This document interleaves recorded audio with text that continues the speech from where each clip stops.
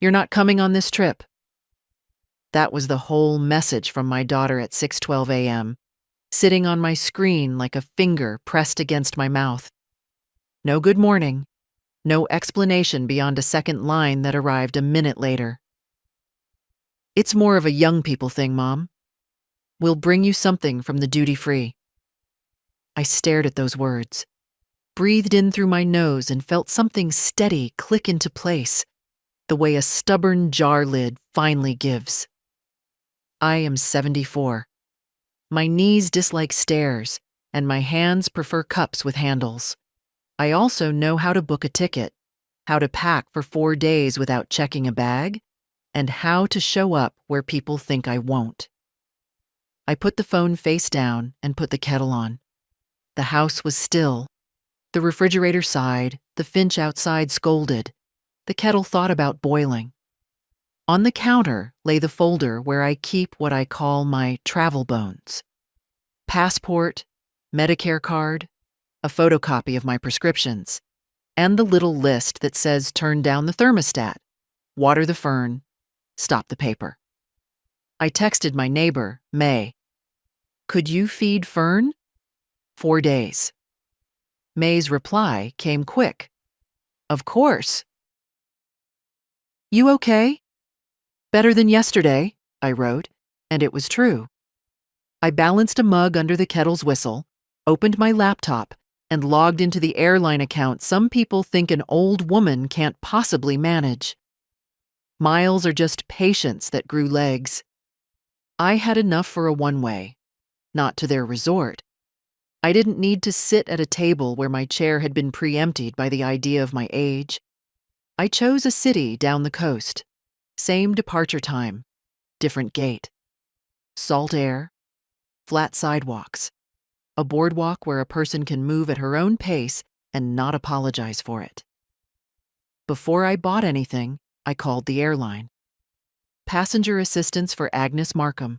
Flight today. Morning departure, I said. I'll need wheelchair assistance from security to gate. Left knee. I do better when I state the need cleanly. People are kinder when they have a job they can perform. The woman on the line was brisk and warm. Noted, Ms. Markham. You'll see an attendant at the checkpoint. I thanked her and paid with miles and $10. The printer coughed out a boarding pass that looked like possibility. I packed a small backpack, 3 cotton dresses that don't wrinkle much, sandals, my cardigan with the mended cuff, a pill organizer, a paperback I've read twice but don't mind reading again, cash for tips, a plain envelope with 2 house keys on a ring, and a letter, 3 pages, written in the good pen, folded once. I slipped it into the front pocket. It wasn't a manifesto. It was inventory and boundary. What I've paid for, what I won't pay for again, what I need in order to be treated as a mother and not a wallet with weak knees. At 8:30, I called my bank. Travel notice, I said. Yes, same card. One additional request.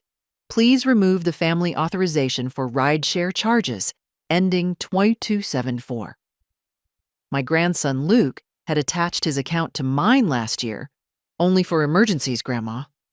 And somehow, every late-night burger and surge-priced ride home from the gym had begun to count as an emergency. The clerk clicked keys. Done. I thanked her and put the card back into the slot in my wallet where it lives beside my grocery list. Nora texted again at 9. Don't be upset. This is supposed to be relaxing. I typed and erased, then settled on. I hope you are. I could feel the space that answer made, wide and cool.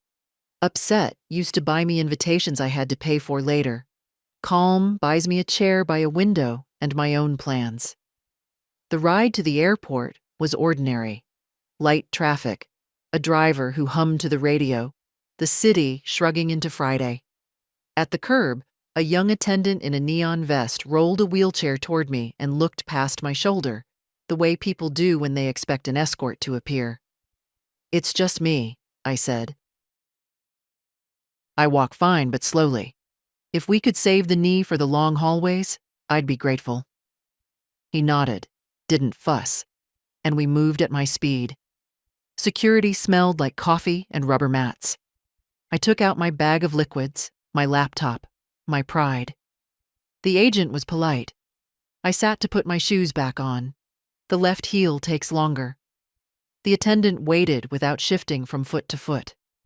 We threaded past vacation shirts and rolling suitcases to the concourse, where gates open off a bright spine like rooms off a generous house. Their gate was 23. Mine would be 11. I asked him to stop before 23. 1 minute, I said. Families collect at gates like tide pools, colorful, noisy, alive with tiny dramas. I saw them before they saw me. My daughter in a white linen shirt she'd call effortless. Her husband, Owen, already scanning for upgrades. Luke in headphones, bouncing one heel. They were close enough to recognize the sweater I'd given Nora last Christmas, far enough not to feel my breath. I didn't wave. Not yet.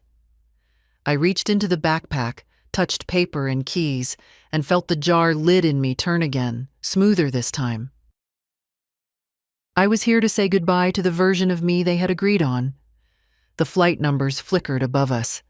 Somewhere, a child laughed. I lifted my hand. The taxi's hum was low and constant, like the sound inside a seashell. I sat back, one hand over the small backpack, watching the city flatten toward the airport. Outside the window, strip malls gave way to warehouses, then the pale arcs of parking decks. The driver asked if I was meeting family. Something like that, I said, and left it there. Inside the terminal, the air smelled of coffee and disinfectant. My wheelchair attendant, a tall young man with a shaved head and a calm voice, met me at the curb.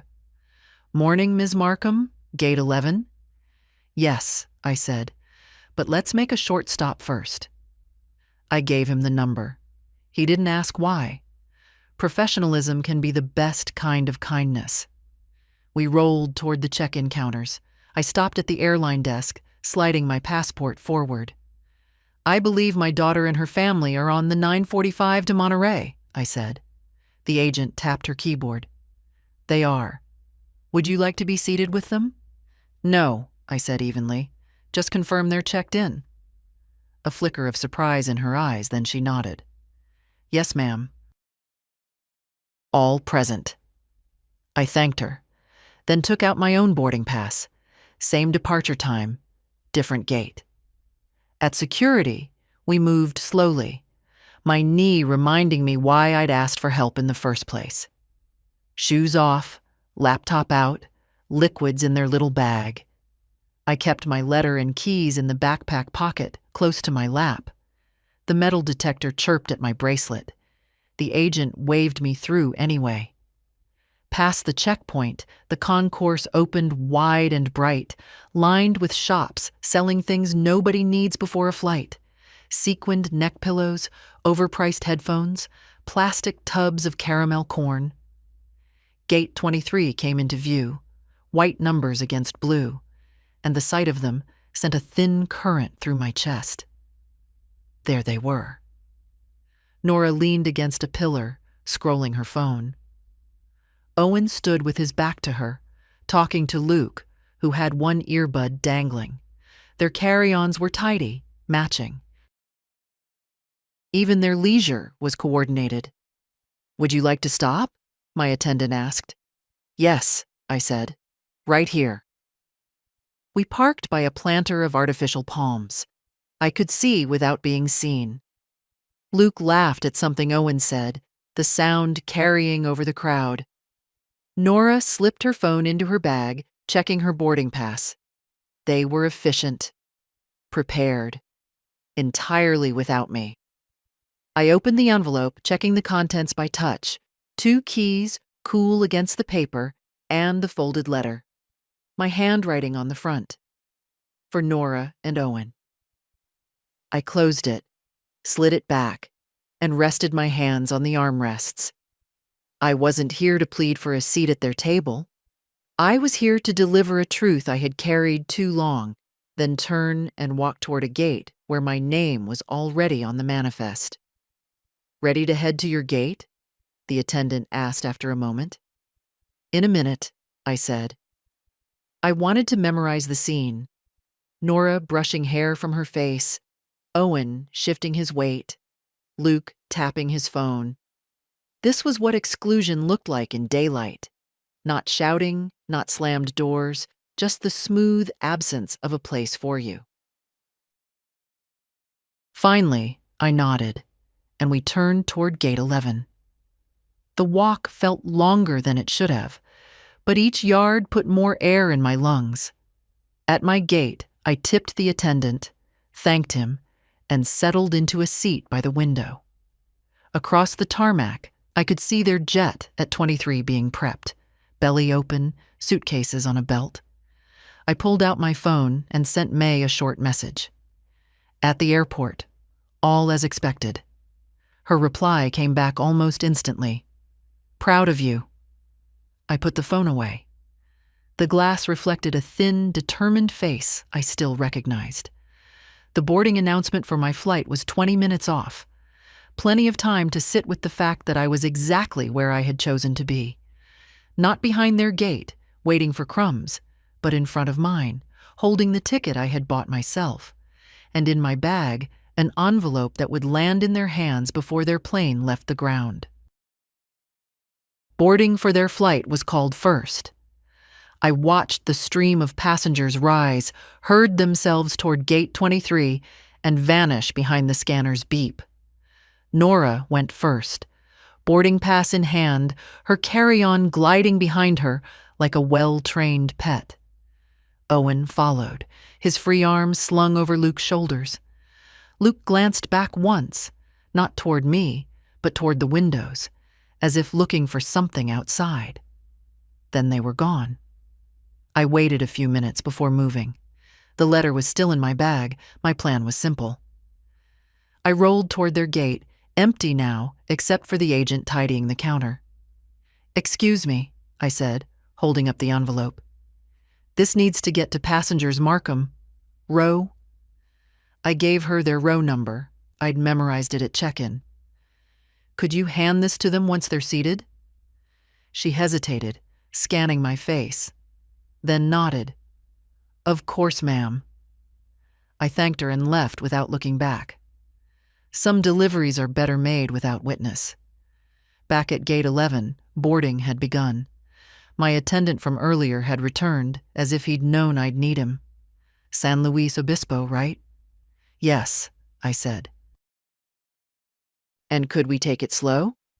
He smiled. "We've got time." Inside the plane, the aisle felt narrower than it used to, or maybe my shoulders had learned to claim more space. My seat was by the window, 3 rows from the front. The air smelled faintly of fuel and lemon cleaner. A young woman in the aisle seat stood to let me in, her paperback held open in one hand. "Take your time," she said, and I did. As we taxied out, I glanced toward the other side of the terminal. Their jet was still at the gate, jet bridge pulled back, cabin door sealed. I imagined the agent walking down the aisle, finding Nora or Owen, offering the envelope. I wondered if they'd open it right there or wait until the seatbelt sign went off. The letter wasn't long, 3 pages, but it was dense. Every sentence had been weighed, pared down, polished like a stone. No accusations, no theatrics, just an accounting. What I'd given, what I wouldn't give again, what I needed in order to stay in their lives with dignity intact. We lifted off into a clear sky. I pressed my palm against the cold oval of the window, watching the city flatten, the roads becoming lines, the water a sheet of brushed steel. My chest loosened, the way it does when you've crossed a border you can't uncross. The flight was short. The descent into San Luis Obispo was gentle, the hills rolling out like a green quilt. At baggage claim, though I had no checked bag, I saw my name on a cardboard sign held by a driver in a navy windbreaker. "Ms. Markham? May booked you with me," he said. His car smelled of eucalyptus. The ride to the small apartment I'd rented took 15 minutes. The keys were in a lockbox, the code already in my phone. Inside, it was quiet. A kitchenette with 2 mugs, a bed with a plain white coverlet, a sliding door that opened to a balcony no bigger than a welcome mat. Beyond it, the ocean was a dark line under the afternoon light. I sat on the edge of the bed, shoes still on, and felt the weight of the day settle, not heavy, just definite. My phone buzzed. One new message from Nora. I didn't open it. Not yet. Some things deserve to wait until the kettle's boiled and your feet are out of your shoes. The apartment's quiet was a kind I hadn't heard in years. No refrigerator humming too loud, no footsteps overhead, no television blaring from someone else's room. Just the slow, steady rush of the ocean outside and the faint creak of the building adjusting in the sun. I slipped off my shoes, lined them neatly by the sliding door, and filled the little kettle with tap water. The message from Nora still sat on my phone screen, unopened. The subject line, if you could call it that, was just, "Mom." Nothing else. I set the phone face down on the counter. Boiling water first. Decisions later. While the kettle heated, I opened the single cupboard above the sink. 2 mugs, both plain white, stacked like twins. I chose one, rinsed it, dropped in a tea bag from my own supply. Some things I don't leave to chance. Tea is one of them. When I finally picked up the phone, I didn't swipe right away. I took a sip, let the steam fog my glasses, then slid my thumb across the glass. "Mom, I don't know what you're trying to prove. Owen says I should ignore you until you calm down, but I can't. I read your letter. I didn't know you felt that way. I don't agree with everything, but I'm sorry. I don't want to fight. Can we talk when we're back?" I read it twice. There was no apology for the text that morning, no acknowledgement of telling me I wasn't coming. Just a general regret, padded with qualifiers. I set the phone down again. Sometimes the first answer you give to someone is silence. By late afternoon, I'd unpacked the dresses, hung them on the short rod in the closet, and tucked my sandals underneath. I put my cardigan over the single chair in the corner, the one that looked toward the sliding door. Outside, the breeze had picked up, carrying the smell of salt and something faintly metallic. Gulls looped against the pale sky, their cries cutting through the air like threads snapping. I took my tea to the balcony. The rail was low, the paint chipped, but from here I could see the boardwalk curling along the shore. A couple walked by below, he with a camera around his neck, she with a scarf knotted at her throat. They moved in easy rhythm, their hands brushing every few steps. I realized I couldn't remember the last time I'd walked like that with anyone. The phone buzzed again. This time, a call from May. "You there safe?" she asked when I answered. "Yes," I said. "And the apartment's fine. Small, but fine." She hesitated. "Nora's been calling me. Wants to know why you'd go to the airport if you weren't invited." I laughed, not bitter, just short. Because I had something to deliver, and I did. We talked about the weather, about her neighbor's new dog, about nothing that needed fixing. After we hung up, I stayed on the balcony until the air cooled enough to raise goosebumps. Evening came slow. I made a simple supper, bread from the bakery on the corner, cheese, a sliced pear. I ate at the little table without a television, or another voice filling the room. Just me, my thoughts, and the occasional creak of the building. Before bed, I checked my phone one last time. 2 missed calls from Nora, one from Owen, and a text from Luke. "Grandma, I don't know what's going on, but I hope you're okay." That one I answered. "I'm fine, Luke. Enjoy your trip." No explanations. He didn't need them yet. I brushed my teeth, folded back the bedspread, and lay down. The sheets were cool, smelling faintly of detergent and sun. Outside, the ocean kept breathing, steady and indifferent. I thought about the gate, the envelope, the look on their faces I would never see. And for the first time in a long time, I didn't feel like I was waiting for anyone to understand me. Morning would come with its own tide of calls, apologies, or accusations. But tonight, there was just the sound of water and the space I'd made for myself. I woke before the sun, the way I often do, with no alarm but the quiet insistence of my own thoughts. The apartment was still shadowed, the sky a pale gray beyond the balcony. I wrapped my cardigan around me and slid the door open. The ocean was there, as it had been last night, only softer now, no glare. Just the gentle pull and retreat of water on sand. A jogger passed below, her breath clouding in the cool air. Somewhere farther down the boardwalk, someone was whistling, the tune too faint to place. I stood there for a long moment, hands wrapped around a mug of tea, thinking about how small the world felt when you stripped it down to what you could see, hear, and touch. The phone was on the counter where I'd left it. One new message, Nora, again. This time, "Mom, can you at least tell me you're okay?" Luke's worried. No Owen's name in this one. I typed back, "I'm safe." "Tell Luke I said hello." I didn't add anything else. There's a kind of power in brevity.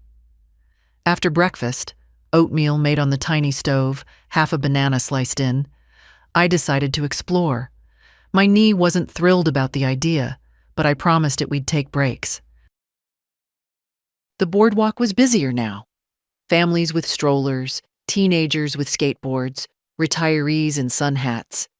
No one knew me here, and the anonymity was a balm. I walked to the end where the pier jutted out into the water. At the very tip, a man sat with a fishing rod, a cooler beside him. "Morning," he said without looking up.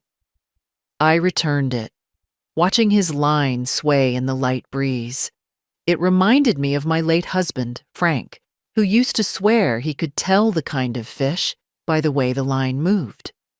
I stayed there until the smell of salt grew sharper and the sun began to warm my shoulders.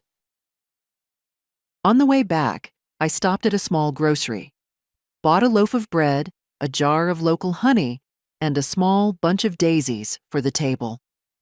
The woman at the register rang me up with the kind of cheerfulness that doesn't demand a return in kind.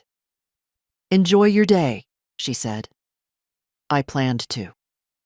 Back in the apartment, I put the daisies in the only vase I could find, a rinsed glass juice bottle, and set them in the center of the table. Their presence made the place feel claimed, not mine forever, but mine for now. The afternoon passed in small comforts, reading on the balcony, making another pot of tea, writing a postcard to May with a picture of the pier. I didn't mention Nora or the letter. Some things are better kept between your own mind and the ocean. Around 4, the phone rang. Luke. "Grandma? It's me. I'm using the hotel Wi-Fi. Mom doesn't know I'm calling." His voice was low, like he was hiding in a hallway. "I just wanted to check you're really okay. Mom's, well, she's kinda mad." I smiled at the ceiling. "I'm fine, Luke. I'm on vacation." "Without us?" he asked. I could hear the confusion more than hurt. "Yes," I said. "Sometimes people need to take trips on their own."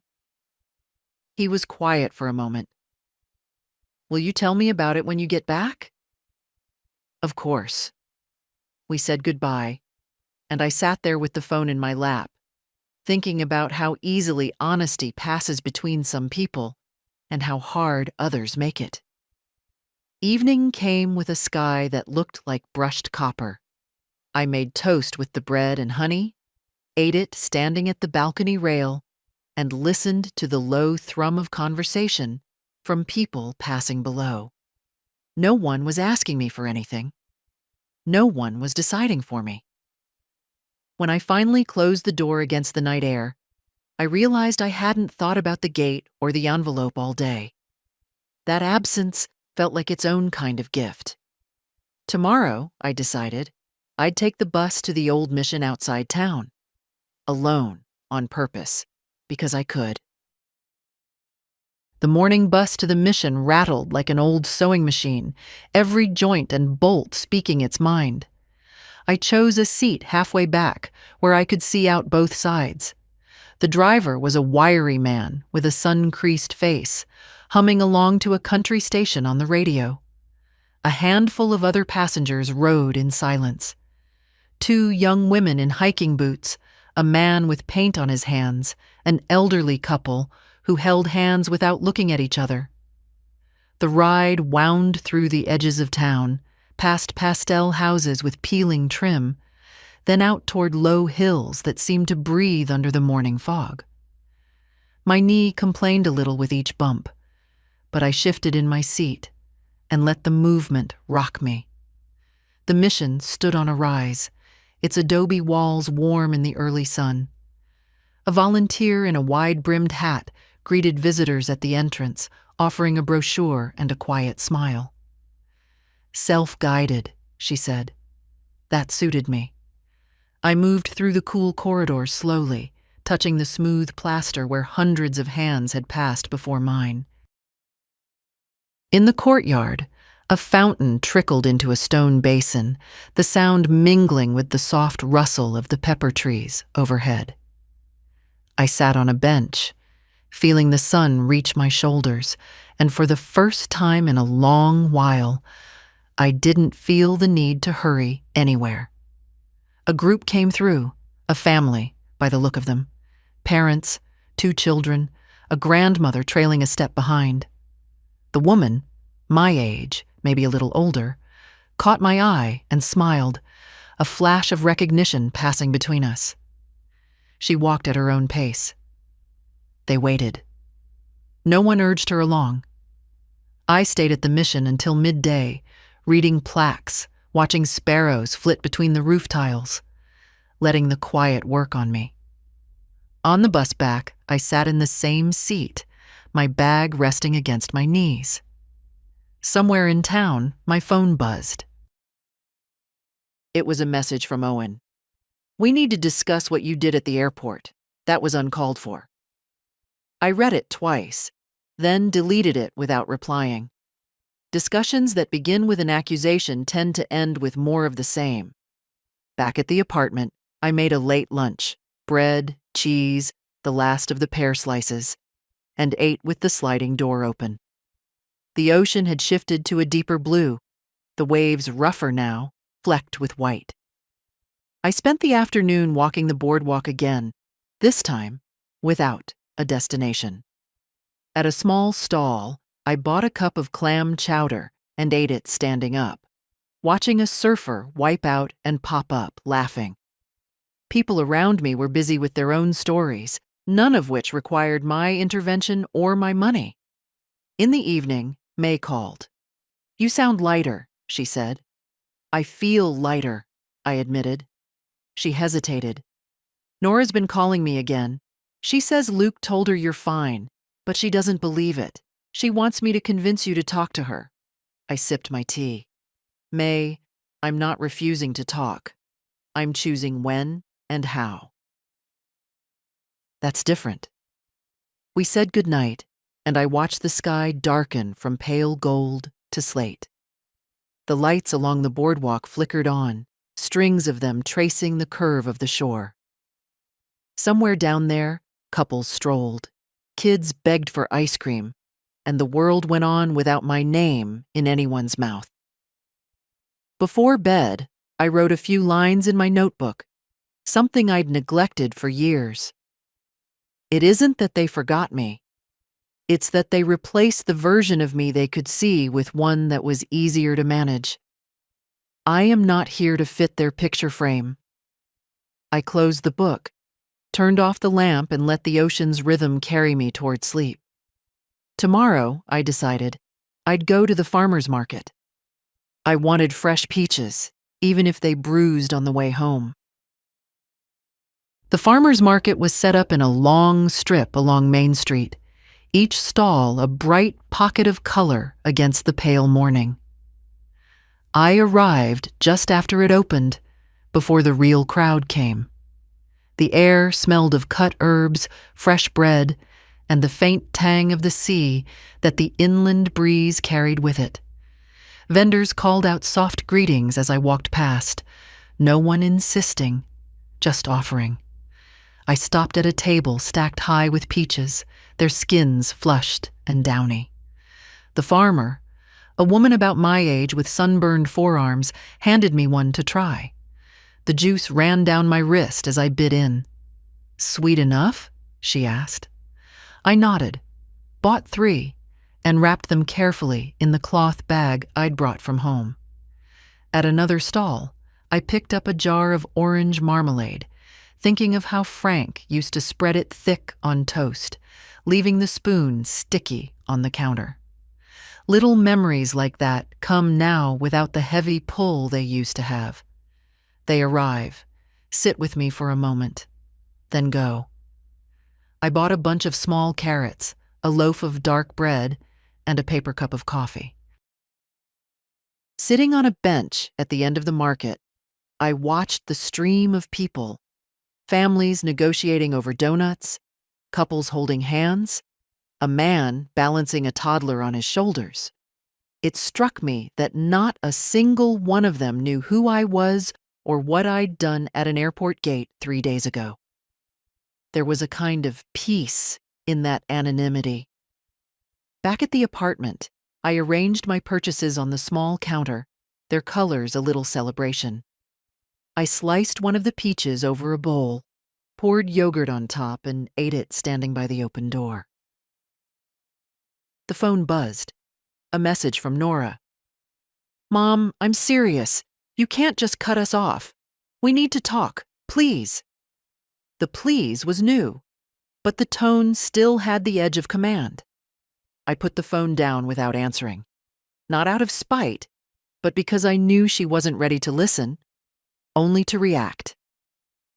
In the afternoon, I took my book down to the shore. I sat on a low bench, waves rolling in and out in a rhythm older than anything between me and my daughter. A boy about 6 wandered over, his hands full of shells.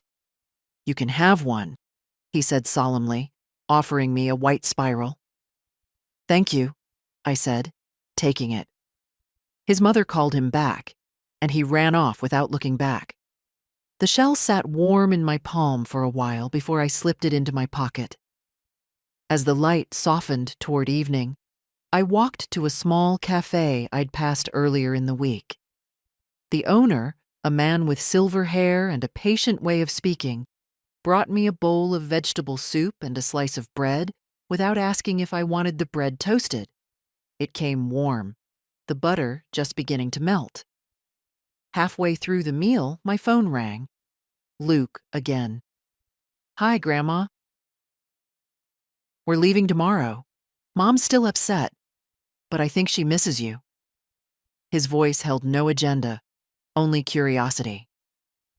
"I'm fine, Luke," I said. "And I miss you too. We'll talk when you're home." After dinner, I walked slowly back along the boardwalk, the shell still in my pocket, the lights above me swaying slightly in the breeze. I realized I hadn't once thought about what they might be doing tonight, whether they were packing or dining out or pretending not to think about me. When I reached the apartment, I placed the shell on the table next to the vase of daisies.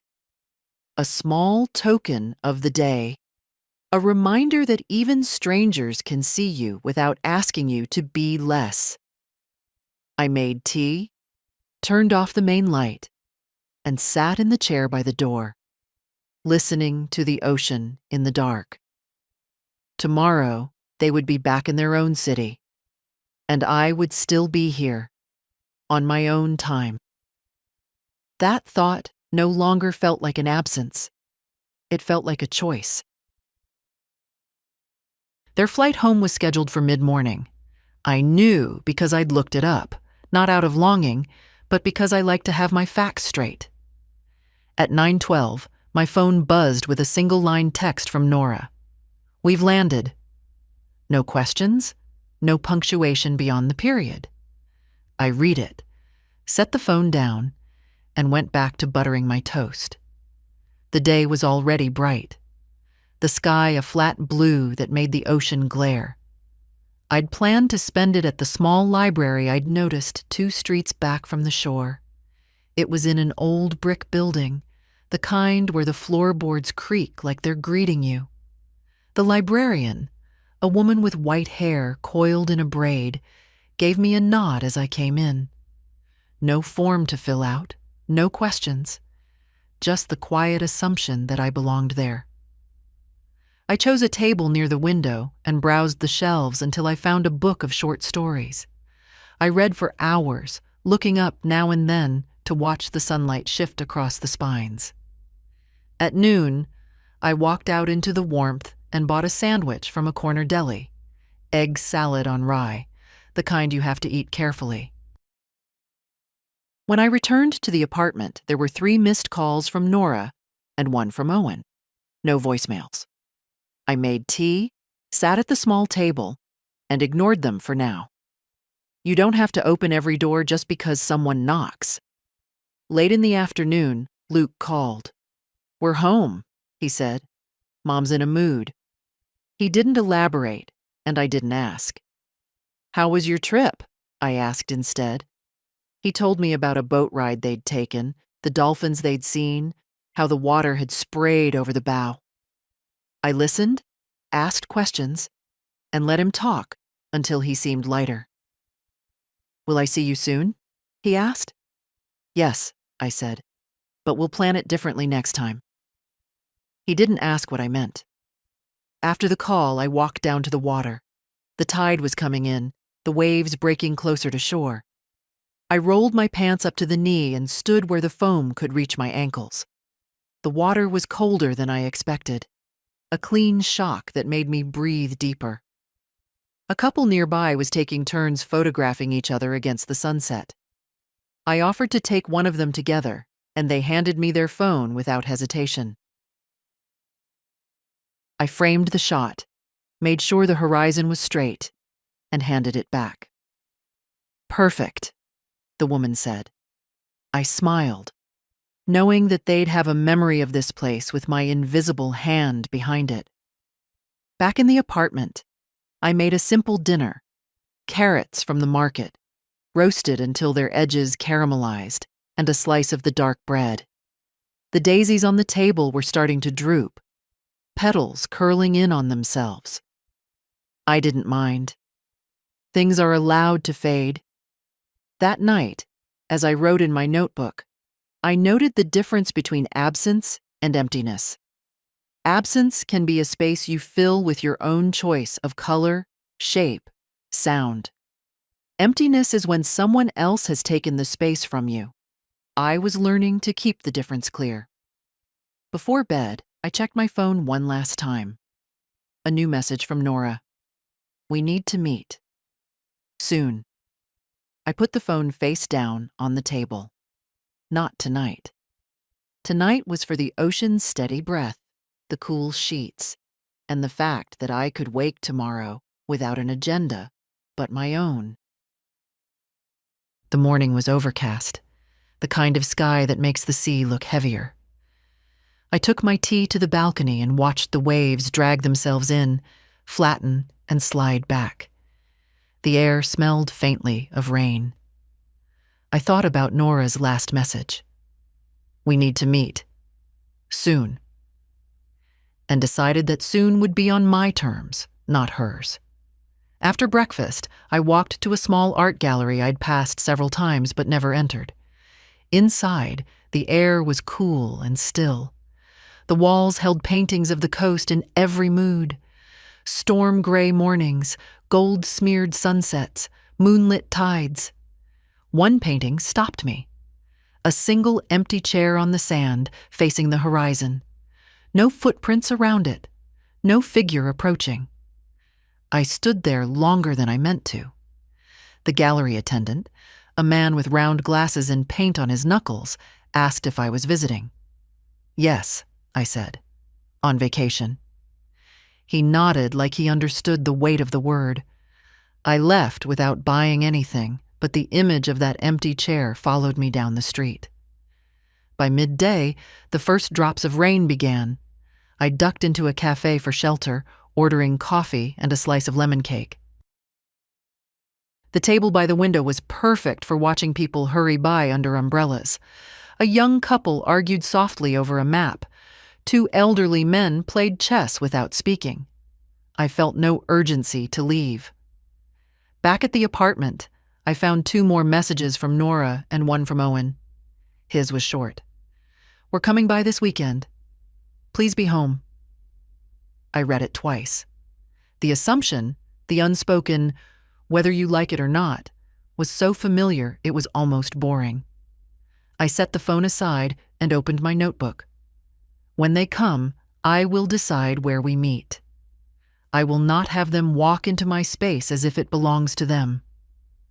I spent the rainy afternoon reading and slicing the last peach from the market over yogurt. The rain turned the ocean a deeper slate, and gulls wheeled low over the shore. In the evening, May called. "You sound settled," she said. "I am," I told her. She lowered her voice. "Nora's fishing for information through me. Wants to know when you're coming back." "Tell her I'll let her know when I'm ready," I said. May chuckled. "She's not used to you holding the reins." That night, the rain eased, but left the air cool enough for a cardigan. I walked down to the boardwalk, the wooden planks damp under my sandals. Few people were out, just the sound of the waves and the faint creak of the pier. I leaned on the railing, looking out into the dark water. Somewhere far down the coast, they were back to their routines. Somewhere up ahead, a conversation waited, but it no longer felt like something I had to rush toward. When I returned, I put the kettle on and thought again about the painting. The empty chair, the wide horizon. It didn't look lonely to me anymore. It looked ready. Before bed, I texted May. "If they ask again, tell them I'll meet them after I'm home. Not before." It felt good to set it down in words, like planting a stake in the sand that the tide couldn't quite reach. I fell asleep with the balcony door cracked open, listening to the waves pull at the shore. In the morning, I'd decide whether to walk the beach or take the bus inland. My days belonged to me now, and that was the point. The morning light broke through in thin streaks, as if the sky had been stitched and the seams were coming apart. I made tea and drank it on the balcony, the air cool against my face. The sea was calm again, no trace of yesterday's rain. It struck me how quickly it could shift moods without apology. After breakfast, I decided to take the inland bus I'd thought about the night before. It wound through small streets lined with eucalyptus and bougainvillea, then into open fields dotted with grazing cattle. The air smelled faintly of hay and earth, a welcome change from the salt-heavy breeze of the coast. My stop was a small town with a main street barely 3 blocks long. There was a bakery with its door propped open, letting out the smell of warm bread. I bought a cinnamon roll, still sticky with icing, and ate it at a table outside while watching the slow rhythm of the place. Shopkeepers sweeping sidewalks, a boy on a bike delivering newspapers, 2 dogs ambling across the road without hurry. In a thrift store, I found a silk scarf the color of deep water. The fabric was soft, worn in just enough to feel like it remembered every hand that had held it. I bought it for $3 and tucked it into my bag. Back at the coast by mid-afternoon, I walked along the beach, letting the water soak the cuffs of my pants. A sandpiper darted ahead of me, leaving a scatter of prints in the wet sand before flying off. I thought of Luke, how he'd once run along a similar shoreline, daring the waves to catch him. When I returned to the apartment, there was another message from Nora. "We're serious about coming by this weekend. We can't keep going like this." I read it standing in the doorway, the light behind me stretching my shadow into the room. She didn't say whose we she meant. Her and Owen, her and Luke, or her and the version of me she was trying to summon back. I boiled water for tea and sat at the small table. The daisies in the vase were nearly done, petals browning at the edges, stems bending. I let them be. Not everything needs reviving. Later, I took my notebook to the balcony and wrote, "They speak as if peace can only come from my compliance. But I have found another kind of peace, the one that comes from knowing you can leave the room and still be whole." May called just before sunset. "I told them you'd see them when you're ready," she said.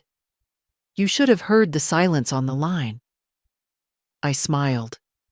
Sometimes silence is the first step toward hearing. That night, I made soup from the carrots I had left, stirring slowly, tasting often. The scent filled the apartment, warm and grounding. Outside, the boardwalk lights blinked on one by one. I ate with the sliding door open, letting the sound of the waves come in like another guest at the table. Before bed, I draped the new scarf over the back of the chair. Its deep blue caught the lamplight, a reminder that I could still choose beauty for no reason other than wanting it. I thought of the weekend ahead, not with dread, but with a kind of curiosity. They would expect me to be waiting. I would be ready, but not in the way they imagined. The weekend arrived with a brightness that felt almost deliberate, as if the weather wanted to make a point. I was up early, walking the shoreline while the sand was still cool. The waves were small, breaking neatly, the kind of sea that makes you think nothing dangerous could ever happen. But I knew better. Smooth waters can turn rough without warning. I'd already decided that I wouldn't be at the apartment when they came. Nora's last message had made it clear they planned to drop by unannounced. The phrase itself was a trespass. So after breakfast, I packed a small bag, book, water, a sandwich wrapped in wax paper, and my notebook.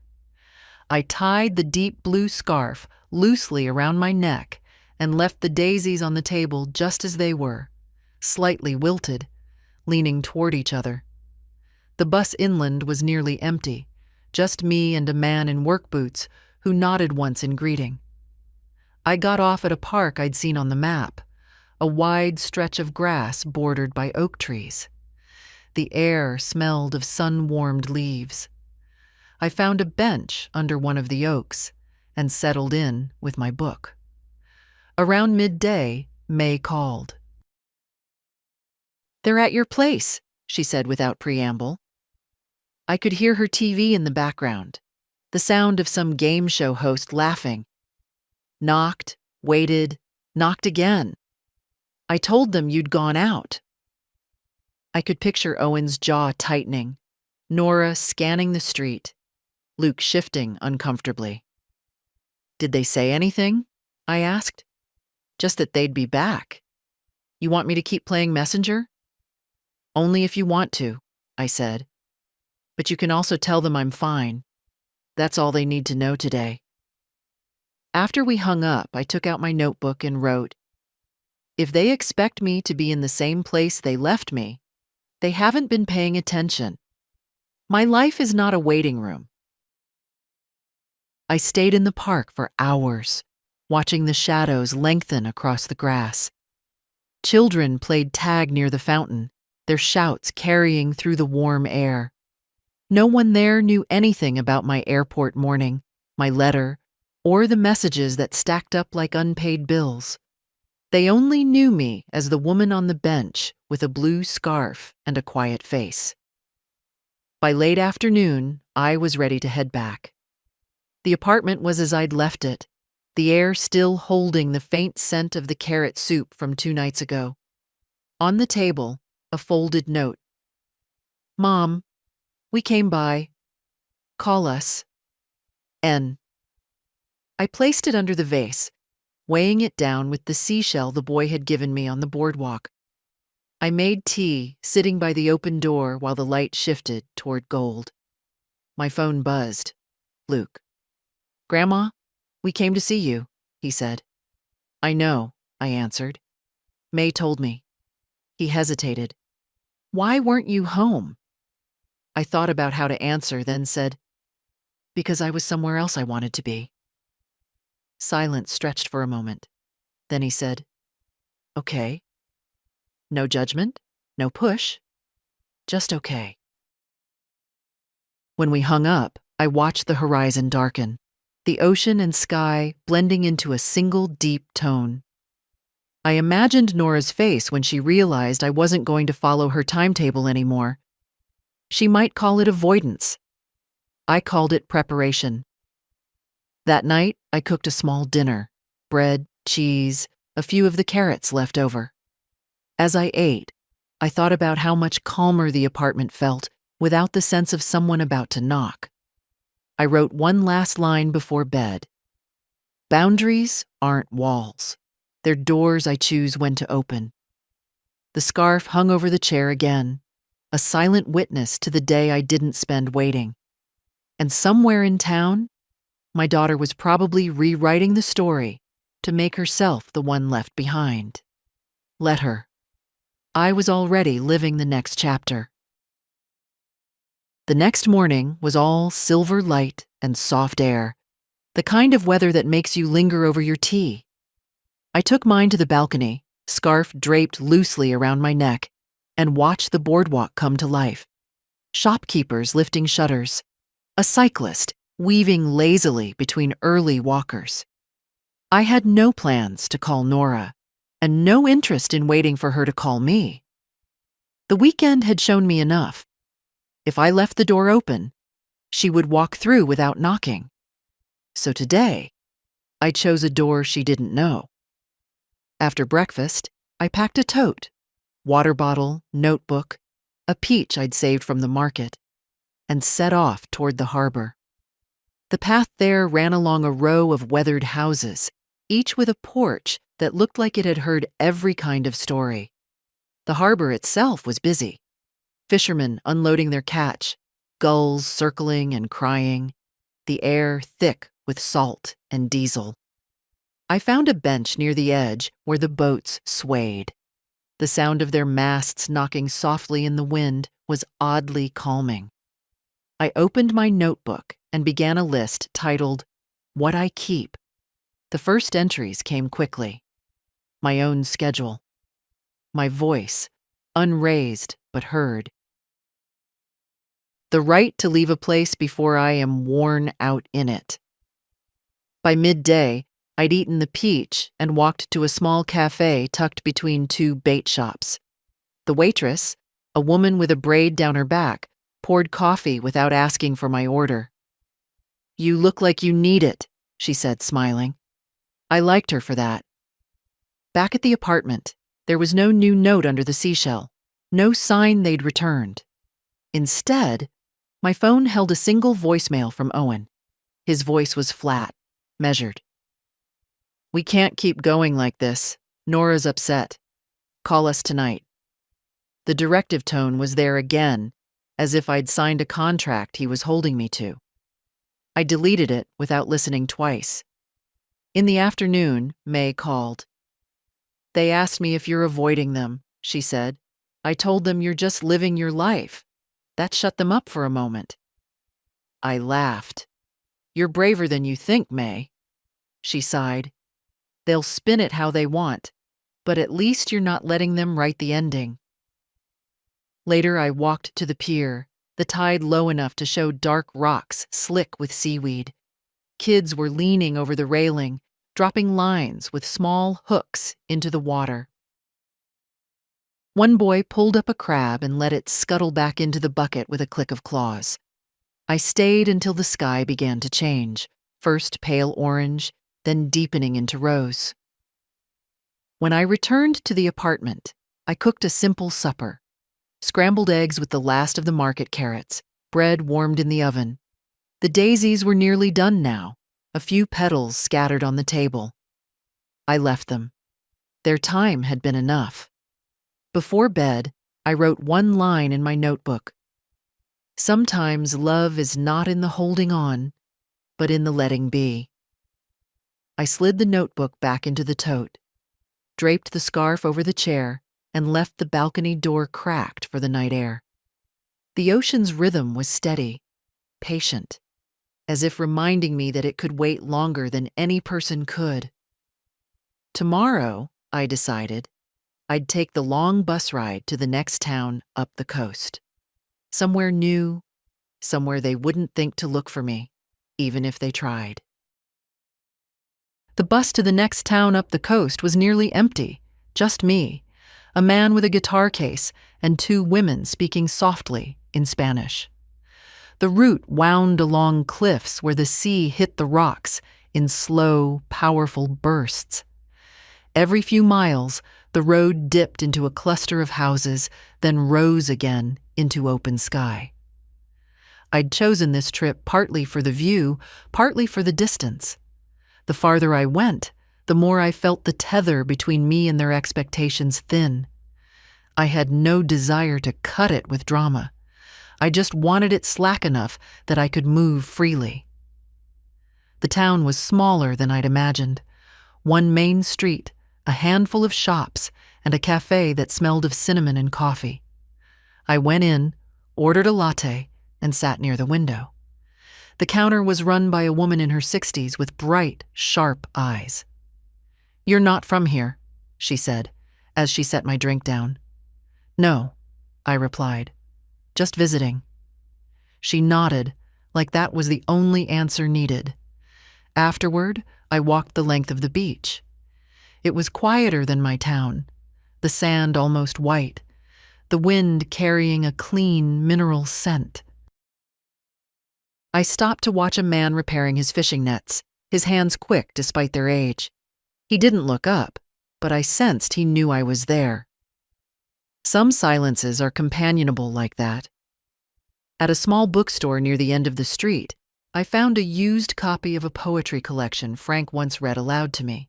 The pages were yellowed, the spine loose. I bought it for $2 and slid it into my tote. By mid-afternoon, I was back on the bus, the seat warm from the sun. My phone buzzed once. May again. "They're still talking about this weekend," she said when I answered.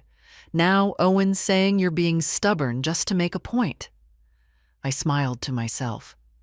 If I am, it's not the point he thinks. She laughed softly. "I told him you're busy, which you are."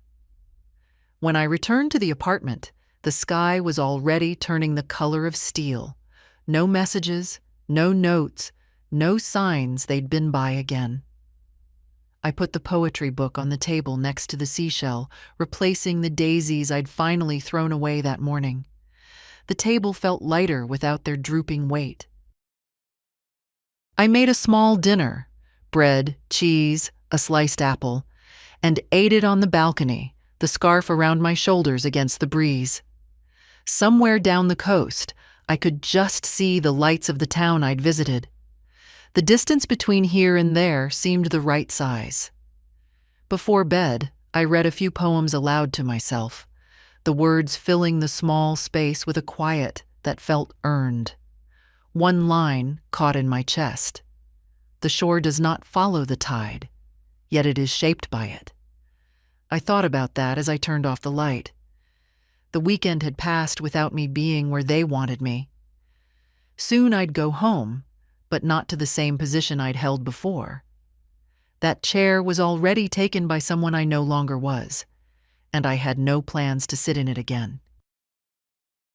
I woke to a sky so pale it seemed the ocean had drained into it overnight. The air was cool, edged with that faint metallic scent that comes before rain. My tea steamed against the chill as I sat on the balcony, scarf around my shoulders, notebook open on my lap. I wrote without thinking. Lists, fragments, stray thoughts that had no need to be polished. The past week had been a kind of rehearsal, I realized. Not for confrontation, but for living outside the reach of someone else's schedule. I'd been testing the edges of my own company and finding they held. After breakfast, I walked the boardwalk one last time before heading home tomorrow. Shops were opening, the scent of coffee and fried dough curling out into the cool air. A boy rode past on a bike with a loaf of bread balanced in his basket, calling hello to people he knew. I envied that ease of belonging without the burden of expectation. Mid-morning, May called. "They want to know your travel plans," she said. I could hear the protective lilt in her voice. "I told them you'd be in touch when you were ready." I smiled into the phone. "You've been a better shield than I deserve." "You deserve it," she said simply. I spent the rest of the morning packing slowly, folding dresses, rolling the scarf, tucking the poetry book into my bag. The seashell from the boy on the boardwalk went into the side pocket, the one I'd reach for when I needed to remember that kindness can arrive without conditions. At noon, I took the bus to the harbor one last time. The tide was low, revealing dark rocks and tide pools slick with green. Children crouched over them, pointing at crabs and anemones. I sat on the bench where I'd written my list of what I keep and added one more line: the right to walk away without explaining twice. Back at the apartment in the late afternoon, I found a single text from Nora. "Can we meet when you're back? Please." The please landed differently this time. Not a demand wrapped in politeness, but something closer to an opening. Still, I didn't answer. Not yet. I made a final dinner from what was left. Eggs scrambled with the last slice of bread toasted alongside. A drizzle of the local honey I'd bought at the market. I ate with the balcony door open, letting the sound of the waves be the room's only conversation. As the sun went down, I walked to the pier. The sky was layered, peach near the horizon, fading into lavender, then deepening into blue. Couples leaned against the railing, watching the water shift in the fading light. I stood alone, and it didn't feel like lacking. On the way back, I passed a family gathered around a street musician. The grandmother clapped along to the rhythm, the others smiling with her. I wondered if she'd fought her own battles for respect, or if she'd been allowed her place without protest. At the apartment, I washed the dishes, wiped the counters, and placed the folded note from Nora under the seashell again. Tomorrow, I'd return to my own home. I knew they'd want answers. About the airport, about the letter, about why I'd chosen to spend my time here instead of with them. And I knew I'd give only the answers I wanted to. Before bed, I wrote one last page in my notebook here. I am not the sum of my invitations. I am not diminished by the rooms I am absent from. My worth is not counted in the number of seats set for me at someone else's table. I left the balcony door open a crack for the night air. The ocean's steady breathing felt like a promise, one I'd made to myself, and one I intended to keep. Tomorrow, I'd carry it home, not as proof to anyone else, but as a compass for the days ahead. The morning I left, the ocean was restless, its waves folding into each other with a quiet urgency. I stood on the balcony one last time, scarf around my neck, tea warm in my hands. The apartment was nearly bare now, my suitcase packed, the vase empty, the chair by the sliding door holding only the folded throw. I locked the door and left the key in the lockbox, pausing for a moment on the boardwalk. The shops were still closed, their awnings rolled down like eyelids. A gull called overhead, sharp and brief. I walked to the bus stop without hurry. The ride inland toward the station felt longer than the day I'd arrived. Maybe because I knew what I was going back to. Calls, questions, and the subtle pull to step back into an old role. But my time here had shifted something. I wasn't going home as the woman who'd stood at the airport gate, envelope in hand, hoping they might turn and see her. At the station, I bought a coffee and sat by the window until my train was called.